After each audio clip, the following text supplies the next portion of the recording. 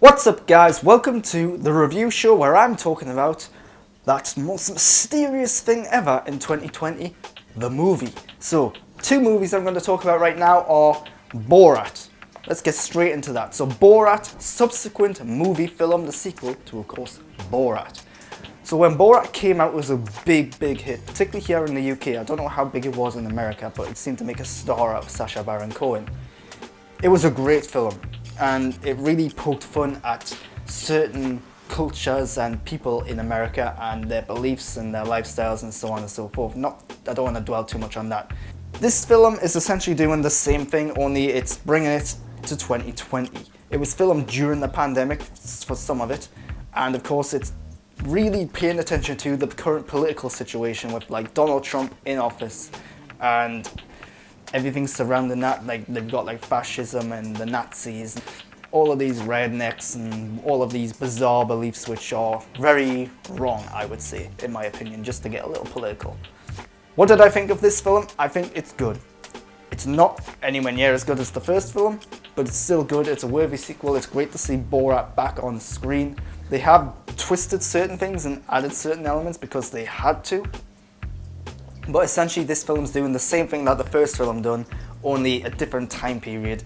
And it's trying to be eye-opening, but it's like, in the first film it's like, oh wow, there are actually people in America who are like this. Whereas this film, for example, that eye-opening element isn't quite there because it's like, yeah, we get it, we know there are people here. All you're doing now is just bringing attention to stuff we already know, and you're just confirming it again.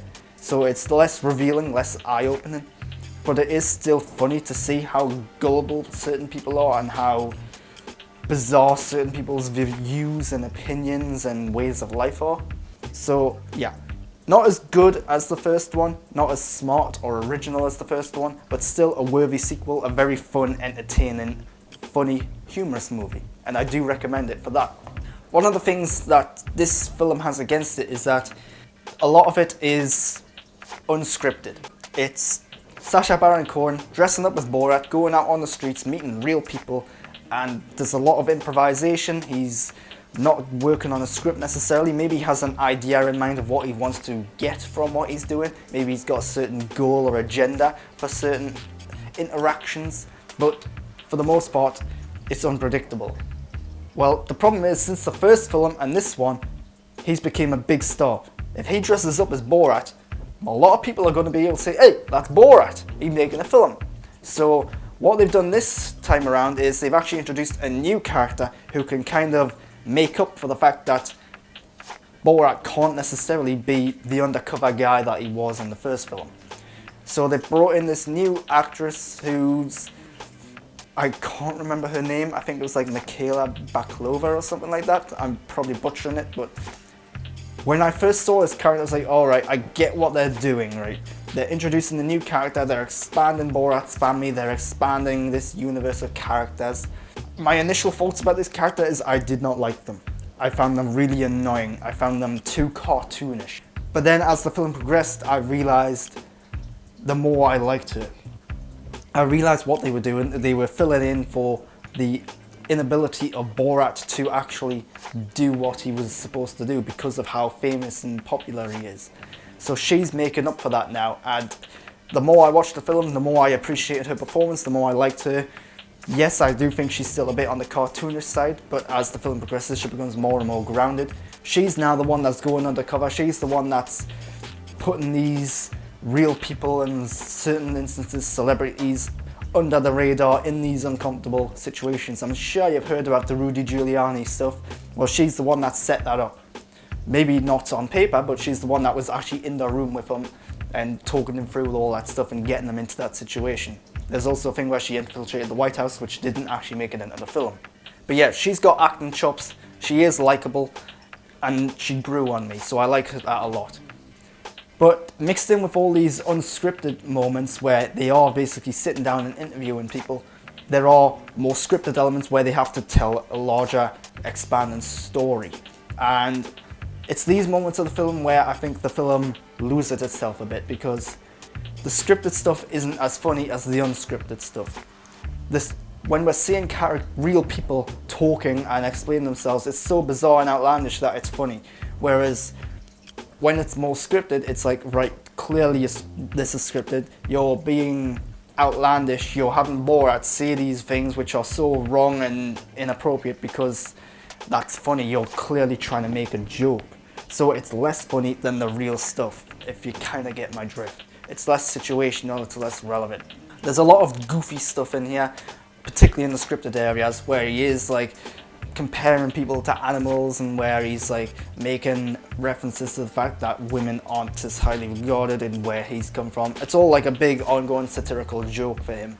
And some of it works really well, some of it really gets its message across. The fact that he is being so outlandish, the fact that he is being so goofy with some of the things that he's saying is highlighting just how stupid the actual ideas are. The fact that certain individuals actually think in this regard about other people. So he's talking about race, he's talking about religion, he's talking about sexism and all that lot, and he's really exaggerating it to get the point across of how stupid all of this stuff is.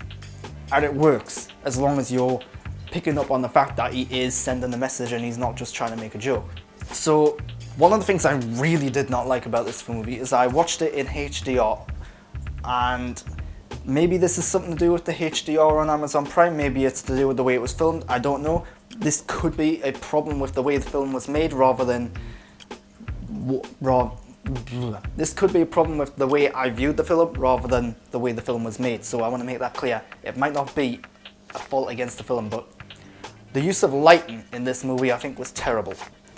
The fact that they use naturalistic lighting, the fact that they are going on location in pitch black and you can barely see a thing is a problem.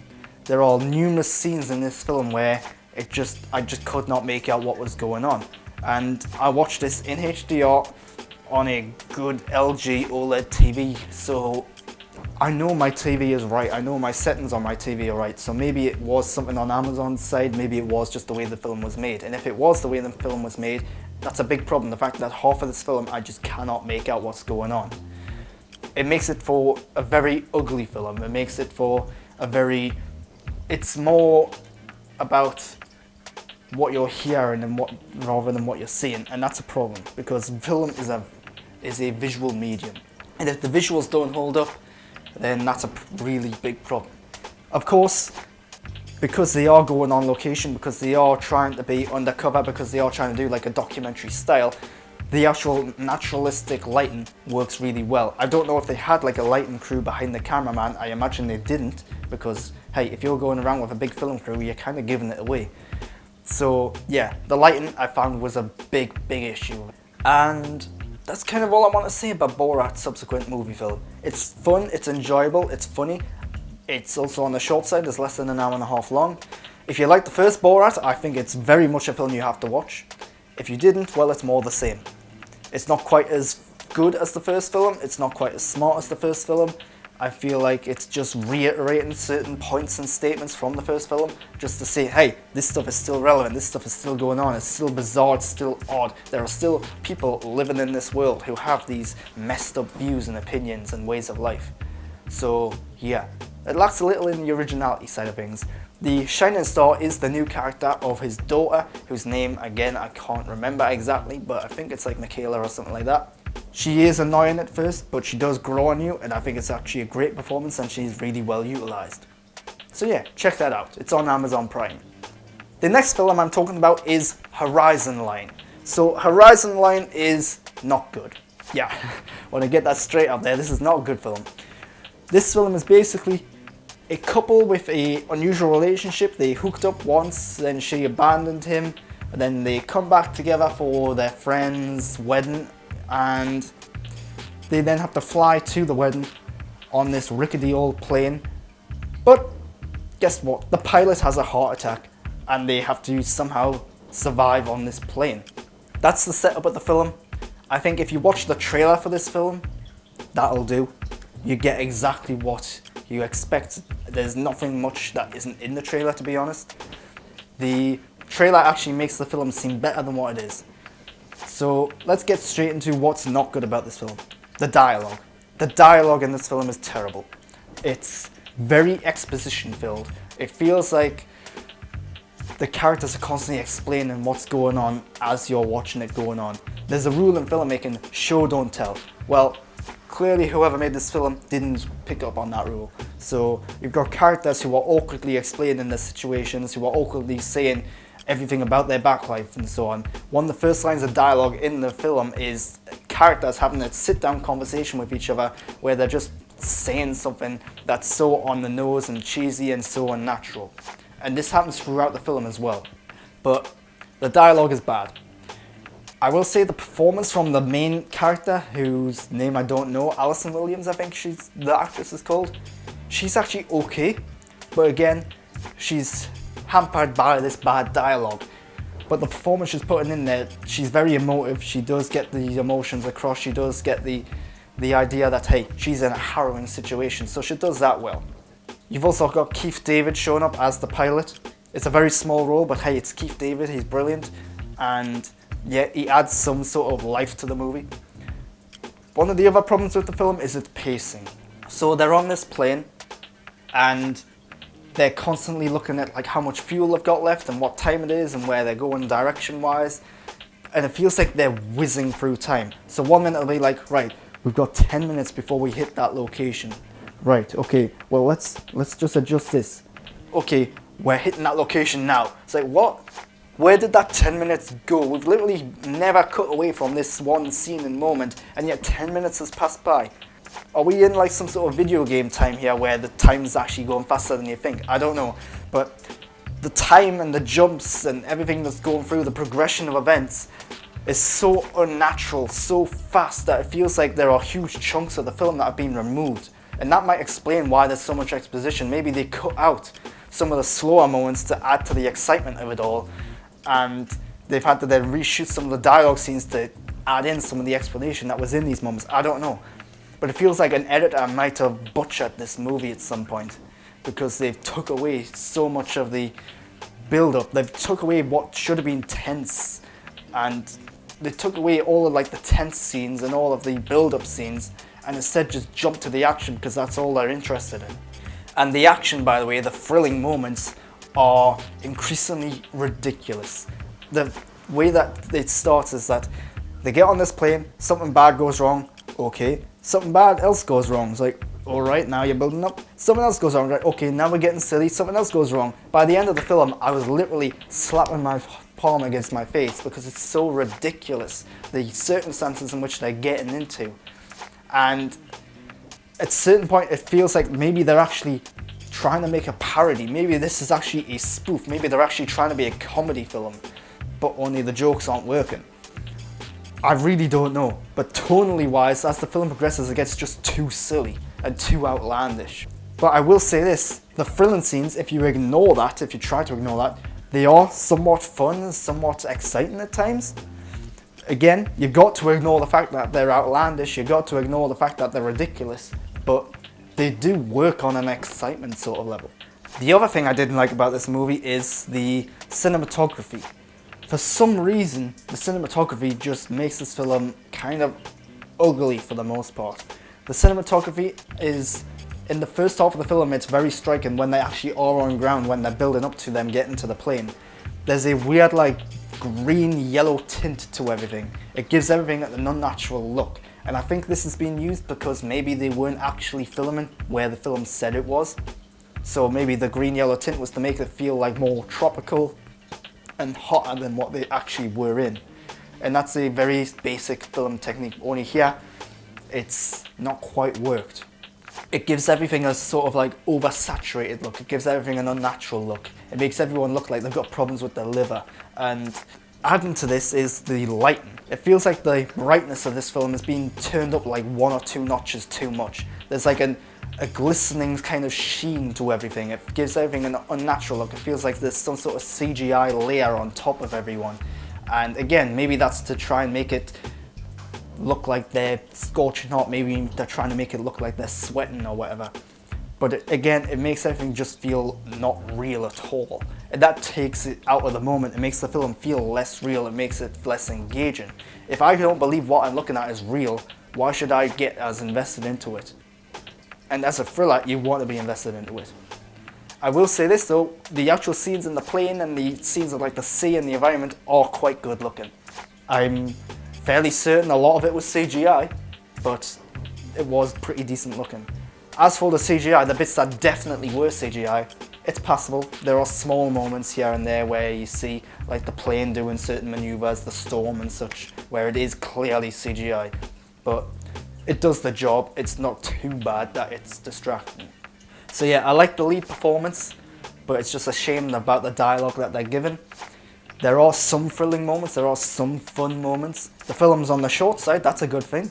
But hey, it's only a good thing because of how bad it is. Yeah, I don't recommend this film. I would say go watch the trailer for this film, and there you go, that's the film.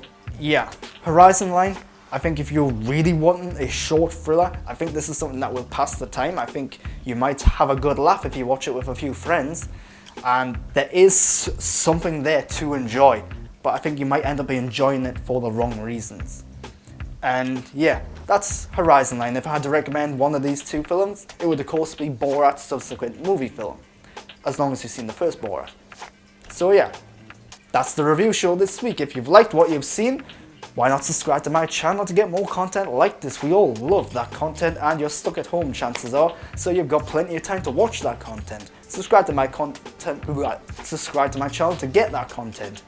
Why not click the bell as well to be notified when I post new content? Because of how timing is working out, because of the schedule of it all and so on, who knows when I'm going to post something. Like, yeah, I'm not having much time to review movies anymore because of work and stuff, because of the COVID. So I don't know when I'm going to be able to post reviews regularly. And hey, there's not much going on in cinemas anymore. So yeah, just click the bell to be notified when I post something. Of course, I do post something every Saturday, midday GMT. So wherever you are, you can adjust the time for that. Also, why not go over to Twitter and Instagram and follow me at @the_Grant Burton. That's where you get all of my thoughts and opinions up to date as I get them. Borat, for example, I put my thoughts on Borat up there well before you're seeing this on YouTube. If you want to know what I think of a TV show or a film, as soon as I get that thought, Twitter's the place to go. Because chances are you're watching this months after I've actually watched the movie. So yeah, follow me on Twitter, why not? And until next time, that's all I'm talking about for now. Thanks for watching.